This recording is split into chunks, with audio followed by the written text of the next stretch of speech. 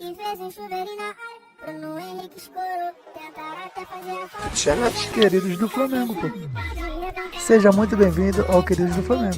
E se você é um querido, já se inscreva no canal e deixa aquele like. É nóis. Mansur, Alex, amigos do Troca, o resultado do jogo entre Palmeiras e São Paulo amanhã. Se o Palmeiras vencer, o Palmeiras volta para a ponta do campeonato. Em caso de empate do Palmeiras, o Flamengo fica em primeiro, porque eles teriam o mesmo número de pontos, mas o Flamengo tem vantagem no saldo de gols. Fato é que essas trocas obrigatórias no primeiro tempo condicionaram as substituições do segundo tempo, né? Talvez por isso a demora para ele fazer as três de uma vez só aos 35 minutos do segundo tempo, né? Porque acontece alguma coisa ali, uma emergência durante o jogo, se ele faz uma mudança antes, ele ficaria, provavelmente, teria que terminar o jogo com um jogador a menos, né? No caso de uma lesão, ou algo do tipo. Então, atrapalhou muito, imagino, os planos do Felipe, as duas substituições do início. Sim, e só sobre a questão do desempenho ofensivo do Flamengo, a gente já exaustivamente aqui falou sobre o que para mim é um erro de formação de elenco. O Flamengo tem muitos jogadores que preferem o lado do campo ao centro do ataque, jogadores com pouca intimidade com o gol. O Flamengo tem poucos jogadores com muito gol. Se você olhar o histórico de carreira, temporada a temporada, acho que isso é um tema. Acho que hoje a troca dos dois volantes, ela atrapalha muito, porque o jogo passa muito pelos volantes. Agora, é lógico que o Felipe Luiz sabe muito mais de futebol do que eu.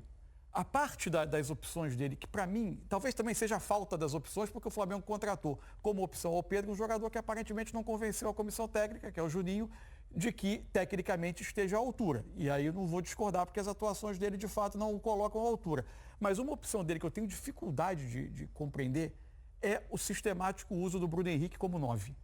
O Bruno Henrique, para mim, como 9, ele tem enorme dificuldade. Eu não acho razoável, por exemplo, num jogo em que o time teve 61% de posse de bola e passou quase todo o tempo no campo de ataque, que o seu 9 termine o jogo com 13 ações com bola. De longe o jogador do time que menos tocou a bola. É muito pouco. 13, o Bruno Henrique sai aos 35, né? Mas se a gente pensar que foram 13 minutos em 80 minutos, 13 participações, é muito pouco, né, meus amigos? O que vocês acham sobre isso? E aproveito para me despedir de vocês, Evê. Dá uma a cada 6 minutos. Teve uma hora no primeiro tempo que você falou. Você falou o nome do Bruno Henrique alguma vez? Eu falei, acho que 2. Porque a gente está acostumado a uma participação muito mais ativa dele, principalmente quando ele joga na sua função, né? De centroavante é um sacrifício para ele, porque ele não tem essa característica. Ele não sabe fazer o pivô como faz o Pedro, como faz até o próprio Juninho. Fazer o facão. Ele tem dificuldade, né? Ele precisa de espaço, né? Toda vez que tem espaço que a jogada desenvolve, aí ele rende. Mas, infelizmente, no primeiro tempo não foi o... Não é só nesse jogo de hoje, não. Em outras partidas também ele tem tido uma dificuldade muito grande de jogar ali. Pois é. E só para terminar com relação ao aproveitamento, Ana, o Bahia está entre os 5 times do Campeonato Brasileiro que mais tem posse de bola, mais produz, mais finaliza. Mas só tem o 10º melhor ataque exatamente porque é o time do campeonato que mais perde chances claras de gol. E aconteceu de novo hoje. O Lúcio passou em branco mais uma vez, né? E aí o Rogério tem tentado algumas alternativas para esse modelo de jogo, colocando mais jogadores. Quando o Eric Pulga entra, o time tem um pouco mais de volume, mas de fato ele não tem um grande centroavante que faz a diferença. E isso, eu faço sempre a comparação do Bahia com o Fortaleza. Isso fazia muita falta ao Fortaleza quando o time precisava confirmar alguns campeonatos. Brigava por liderança do campeonato, faltava atacante. E eu acho que está acontecendo isso com o Bahia agora. Então é isso, meus amigos. Semana importante para as duas equipes, né? Com jogos decisivos na Libertadores no meio de semana e clássicos no próximo final de semana. O Flamengo tem o Botafogo pela frente, enquanto o Bahia recebe o Vitória na Fonte Nova. Grande EV, obrigado. Maestro Júnior, Aninha, bom descanso para vocês. Obrigado pela participação aqui no Troca de Passes, meus amigos. Brigadão, bom domingo para vocês. E a gente vai continuar falando a respeito desse jogo, a vitória importantíssima do Flamengo sobre o Bahia. Ainda falando sobre o Bahia, Mansur, Alex, é claro que os desfalques, né, as trocas que o Rogério fez, pensando na Libertadores, no meio da semana pesam. Mas se a gente pensar que acho que o grande lance do Bahia foi no primeiro tempo, naquele corte do Kaique, né, que traz uma bola, ameaça trazer para a esquerda, ele corta para a direita e bate, talvez obrigando o Rossi a fazer a única defesa que o Rossi tenha feito no jogo. Não me lembro de um outro lance agudo do Bahia no jogo. Não é muito pouco para um time que tem a qualidade que o Bahia tem, ô Mansur? Tem o lance do segundo tempo que ia para uma discussão milimétrica ali, caso saísse gol. Estava impedido, né? Aparentemente sim, mas eu não consigo cravar que estava. Acho que assim, acho que o Bahia hoje naturalmente se desfigurou demais.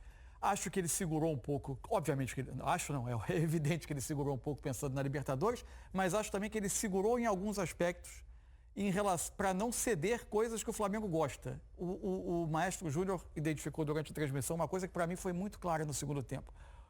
O segundo tempo teve um momento que o Rossi pisou na bola. Pisou na bola não é maneira figurada de falar, não. Literalmente, pisou na bola esperando que alguém mordesse a isca, esperando ser pressionado. Não aconteceu. O Bahia claramente estava orientado pelo Rogério a não ir, a não subir até um determinado ponto, a primeira linha, o primeiro passe do Flamengo para não pressionar, segurando um pouco mais atrás, tentando tirar do Flamengo o jogo de atração para jogar as costas dessa pressão. Também conseguiu, deu um pouco mais de dificuldade do Flamengo para construir. Só foi colocar, aí, aos 15 do segundo tempo, ele coloca uma quantidade um pouco maior de titulares, alguns não estavam disponíveis, mas aí é fato que o Bahia não conseguiu criar tanta oportunidade. Sobre a escalação do Bruno Henrique, estava pensando uma outra coisa aqui também. Acho que. Você não acha que talvez deva a escalação do Bruno Henrique pela pressão que ele consegue fazer e outros jogadores não na saída de bola do adversário? Porque nesse aspecto ele ajuda muito, né? Quando o Flamengo precisa pressionar a saída do rival. Até tem uma discussão sobre a pressão Arrascaeta-Pedro, quando está o Pedro, que ela vai oscilando um pouco ao longo do jogo. O Bruno Henrique hoje parecia, na minha impressão, ter uma orientação diferente. O Arrascaeta saía no zagueiro do primeiro passe e ele ficava por trás do volante. Talvez para que o Arrascaeta, que vem jogando em sequência, jogou mais de 60 minutos ou mais nos últimos 9 dos últimos 10 jogos do Flamengo. Parecia que ele, para ele percorrer uma distância um pouco maior do que o Arrascaeta, ele ficava por trás do volante. É óbvio que o Bruno Henrique ele tem o apreço do treinador.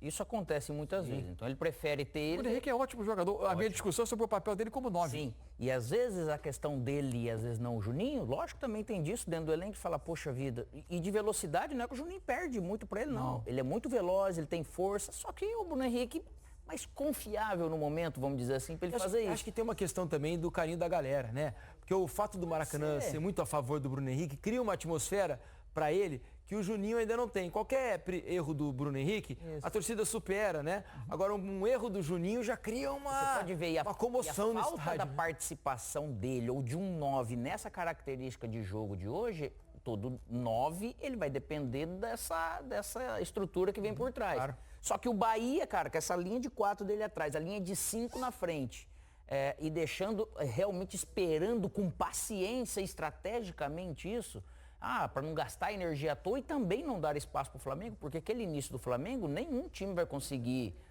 É duro falar nenhum time, porque depende da formação do elenco e tudo, né? Mas ele tirou todos esses espaços que o Bruno também poderia ter participado um pouco mais. Então, dentro dessas estratégias, faltou um pouco de jogo para a gente ver, mas para o Flamengo ganhar de um adversário como o Bahia em casa, né? A gente pode analisar tudo, mas é óbvio que já é de boa valia. Vamos ouvir o Rossi, goleiro do Flamengo. Hoje não fez grandes defesas, né? Fez uma boa nesse chute do Kaique. Mas foi quase um telespectador, um espectador dentro de campo, porque ele não estava na TV, né? Então ele foi um espectador. Vamos ouvir Rossi, goleiro do Flamengo, falando sobre essa importante vitória no Maracanã. Ô Rossi, nos últimos 2 jogos, nessa última semana, né, a derrota para o Cruzeiro, o empate com o Central Córdoba, já vinha algumas críticas dos torcedores, enfim, acho que você, depois de 100 jogos no Flamengo, já está acostumado ao tamanho dessa pressão que é o Flamengo. O quanto hoje essa vitória, e hoje está dormindo na liderança do campeonato, ainda tem um jogo do Palmeiras amanhã, deixa essa pressão um pouquinho de lado e deixa o clima tranquilo, talvez clima que vem de fora mesmo da torcida. Sí, obviamente.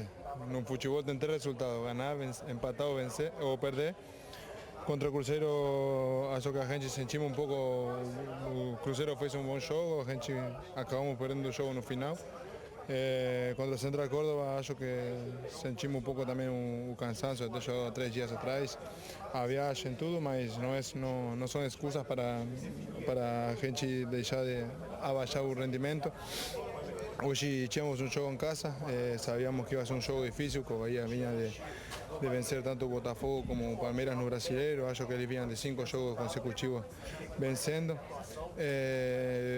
mas assim, sabemos que jogar aqui no Maracanã para nós tem que ser muito importante, tem que ser muito valioso, porque jogamos com nossa torcida, que mais uma vez hoje lotou o estádio, e a gente tem que saber que contamos com o apoio do torcedor. Tudo o que se fale na mídia e tudo isso a gente tenta não ouvir, porque muitas vezes é só para para gerar polêmica ou coisas que não acontecem na verdade. O grupo está muito fechado, muito unido, muito forte e a gente sabe que o nosso objetivo é sempre tentar vencer o jogo. Hoje conseguimos vencer, uma vitória muito importante para, como você falou, dormir na liderança e é isso, é continuar, agora descansar, desfrutar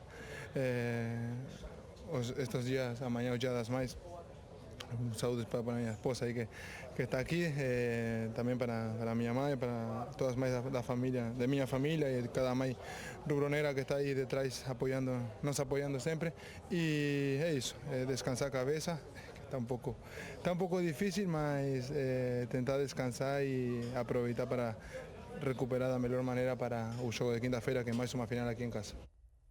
Tá aí o Rossi falando sobre o Dia das Mães, né? Todo mundo vai poder aproveitar do elenco do Flamengo amanhã o Dia das Mães e preparar para o jogo que vai ser duríssimo e decisivo no meio da semana. Quando ele fala descansar a cabeça que não está simples, para ele especialmente pra ele, uma pior semana ainda, extremamente traumática. Ninguém tem a dimensão de como deve ficar a cabeça de alguém que dele passa tomou por essa 4 experiência. tiros. Isso. 4 Às tiros. vezes no começo pode parecer que não, mas a ficha Vai processando, né? ela processa, imagina.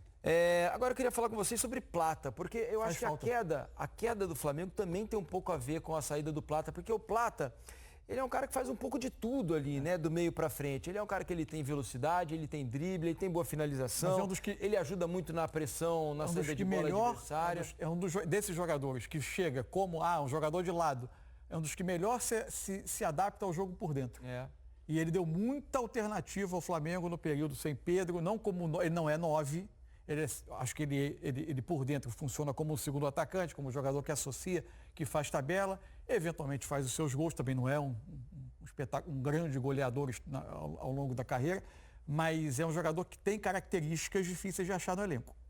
O Matheus Gonçalves, é claro que é muito jovem, tem a questão da idade, do amadurecimento e tudo mais, mas ele também pode jogar um pouco por dentro, né? O Matheus Gonçalves, ele é um jogador que tem boa técnica, boa relação com a bola ali, habilidoso e bem treinado, acho que ele pode render por dentro, não para ser uma constante na carreira dele, na vida dele dentro do clube, mas para eventualmente, quando o Arrascaeta precisar descansar, que é natural, ele poder ser testado, mais usado. Eu, particularmente, eu tenho mais vontade de ver o Matheus Gonçalves. Mas é que é o detalhe, a gente, como não acompanha o treinamento, o treinador de repente, ele, nesse sentido, por mais que a gente pense que ele tem essa condição ali na execução